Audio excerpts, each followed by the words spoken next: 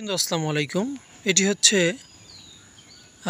পাথরঘাটা সিরাজদি খান মুন্সিগঞ্জের সরকার বাড়ির একটি রাস্তা। এখানে দেখতে পাচ্ছেন যে রাস্তাঘাটের খুবই বাজে অবস্থা, কিন্তু তার পাশে যে কবরস্থান, মসজিদ, এগুলো কিন্তু খুবই সুন্দর। তো রাস্তাটা কিন্তু একেবারে বেহাল অবস্থা। অল্প বৃষ্টি আসলেই এখানে চলাচলের জন্য অনুপযোগী একটি রাস্তা। এটা হচ্ছে এখানকার ঈদগাহ বা যেখানে জানাজা নামাজ পড়ানো হয়, উত্তর গোয়াখোলা সরকার বাড়ি।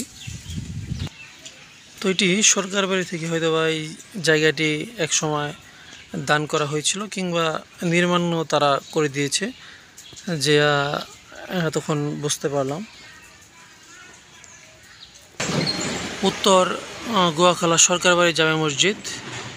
তো যদিও এই এলাকাটি খুবই নীরব এবং সুজলা সফলা শস্যশ্যামলা সুন্দর, কিন্তু রাস্তার অবস্থাগুলো কিন্তু খুবই বেহাল অবস্থা। এ থেকে কীভাবে এই গোয়াখোলা কিংবা সিরাজদি খান মুন্সিগঞ্জের মানুষ একটু সুন্দরভাবে থাকতে পারে, এদিকে একটু লক্ষ্য রাখা উচিত বলে আমি মনে করি।